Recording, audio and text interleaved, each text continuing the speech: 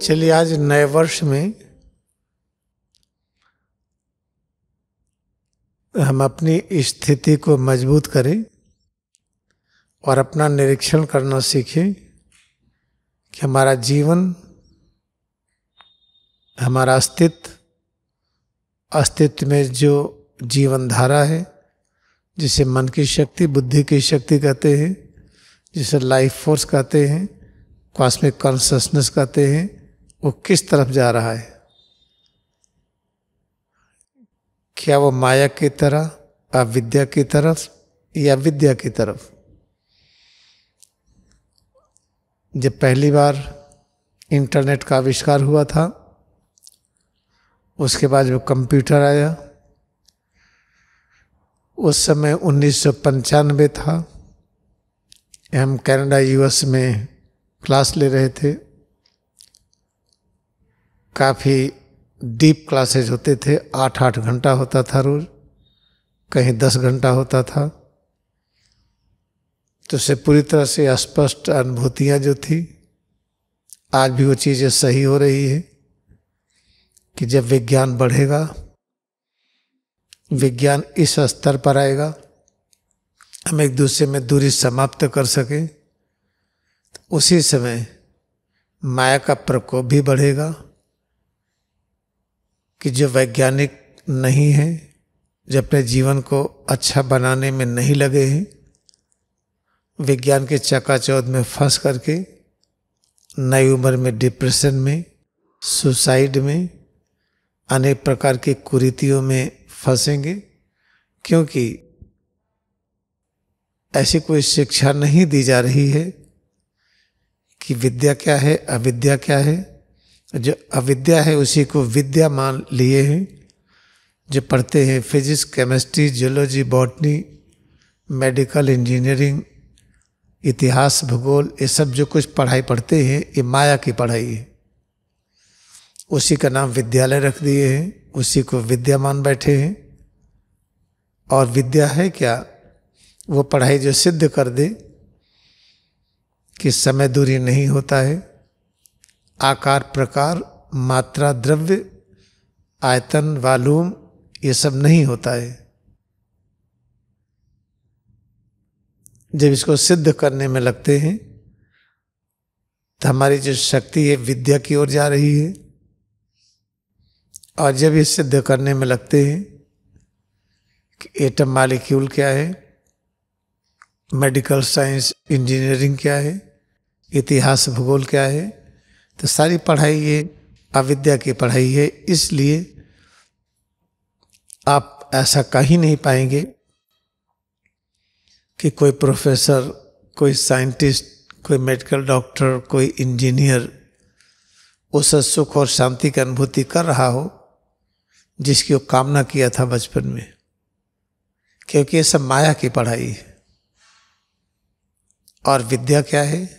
विद्या की पढ़ाई सिर्फ यही है, हम कैसे सिद्ध कर लें, हम कैसे अनुभव कर लें कि समय और दूरी नहीं है। जब समय दूरी नहीं है तो हल्कापन, भारीपन ये भी नहीं है, कड़ापन, ढीलापन भी नहीं है, आकार, प्रकार भी नहीं है, लंबाई, चौड़ाई, ऊंचाई ये भी नहीं है।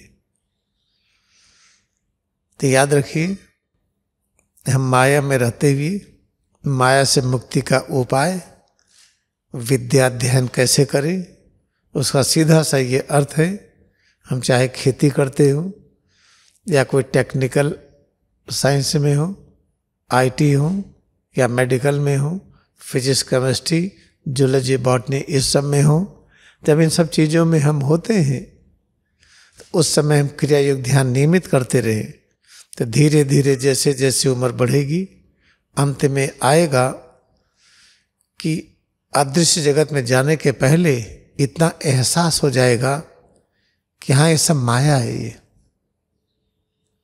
विद्या और सच कुछ और है। अगर अंत में एहसास हो गया तब भी अगला जन्म ठीक होता है, अगला जन्म बेहतरीन होगा। लेकिन अगर इस समय हम शरीर छोड़ते समय ये पछताते रहे, हमारे पास जमीन नहीं, मकान नहीं, पैसा नहीं, हमने कोई नाम नहीं किया, हम ये करना चाहते थे नहीं कर पाए, ये घूमना चाहते थे, ये मशीन खरीदना चाहते थे नहीं कर पाए। अगर इस तड़पण में हम इस शरीर को छोड़ रहे हैं तो अगला जन्म कष्ट कारक होगा, फिर उसी में फंसेंगे हम। तो इस आश्रम का लक्ष्य ये है, जितने भी लोग पूरी दुनिया में हैं इसको समझ ले, सब कुछ काम करते हुए क्रिया योग ध्यान कैसे करिए ये सुनिश्चित करिए। धीरे धीरे जैसे समय बढ़ेगी हमारी पूरी जीवन यात्रा, मन और बुद्धि की यात्रा, ये अविद्या से विद्या की ओर बढ़ेगी। अंत में जाते जाते 80 साल हुए, 90 हुए, जब अंतिम समय आएगा 2, 4, 6 वर्ष रह गया, तब पता चलेगा कि तो सब माया था। कहते नहीं कि अंत काल में भी अगर राम मुख से निकल गया तो जीवन का कष्ट दूर हो जाता है। राम मुख से निकलना का अर्थ राम राम कहना नहीं, अहिंसा की अनुभूति है। जहाँ अहिंसा वहाँ मात्रा मालूम नहीं होता है, द्रव्यमान नहीं होता है, वहाँ कड़ापन ढीलापन नहीं होता है, हल्कापन भारीपन नहीं होता है।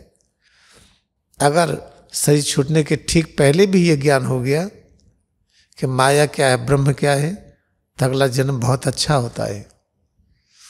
अगर शरीर छूटते समय हम इसी में फंसे रहे, अनेक प्रकार की इच्छाओं की पूर्ति नहीं कर पाए, उसी में छटपटाते रहे, तो अगला जन्म जब होगा तो वहीं से शुरू करेंगे हम। पैदा होते ही हमें कार चाहिए, जमीन चाहिए, ये चाहिए, वो चाहिए, हम नाम कर लें, कुछ कर लें, इसमें फंसा रहेगा और पूरी दुनिया इसमें फंसी ही है। अब चूँकि विज्ञान का युग आ गया है, इसे नए उम्र के लोग फ्रस्ट्रेशन में बहुत अधिक जाएंगे, क्योंकि इंटरनेट है, मास्टर फोन है, कंप्यूटर है, उसमें तरह तरह की उन चीज़ों से उनका परिचय बढ़ेगा, जिससे परिचय बढ़ने पर उसको अनुभव करना चाहेंगे। उसके अनुभव करने की क्रिया में वर्षों बीत जाएंगे, अनेक प्रकार के मस्तिष्क में, बुद्धि में ऐसे भावना, ऐसे विचार आ जाएंगे, उसी में एक चक्कर से घूमते रहेंगे, आगे बढ़ नहीं पाएंगे। इससे जो 60-60 के ऊपर हैं उनको तो डिप्रेशन कम रहेगा, जो नई उम्र के हैं उनको बढ़ेगा।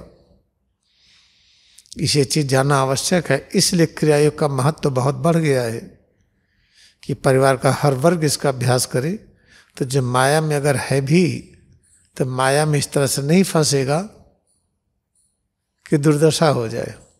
इसी में से कुछ लोग जो बहुत इच्छुक हैं माया के बंधन से मुक्ति के लिए तीव्र अभ्यास करके इसी जन्म में चैतन्य अवस्था में भौतिक जगत से सूक्ष्म जगत, दृश्य जगत, सदृश्य जगत जाने का कला सीख लेंगे।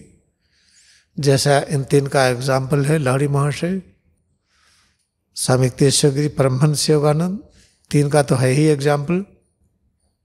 यहाँ तक तो पहुँच ही सकते हैं, लेकिन यहाँ तक पहुँचने के लिए अनसीजिंग प्रैक्टिस होनी चाहिए, कंटिन्यूअस अभ्यास होना चाहिए। कंटिन्यूअस अभ्यास कैसे होगा, विशेष करके आशा की जाती है जो मॉन्क्स हैं, जो पूरी तरह से इसमें लगे हुए हैं, उनसे ही हम आशा करते हैं। बाकी लोग अपना काम धर्ता करते हुए क्रिया योग ध्यान करते रहें, ये बहुत है। तो नए वर्ष में ये आप अवश्य समझिए।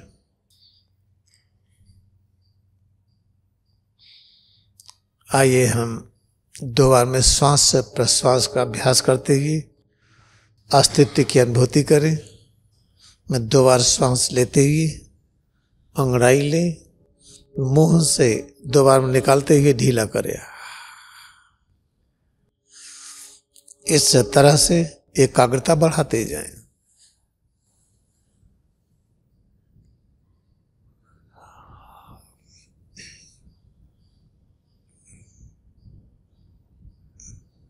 Let us bow down to our devotion in Kriya Yoga meditation, which is the perfect tool to fix all problems of the life.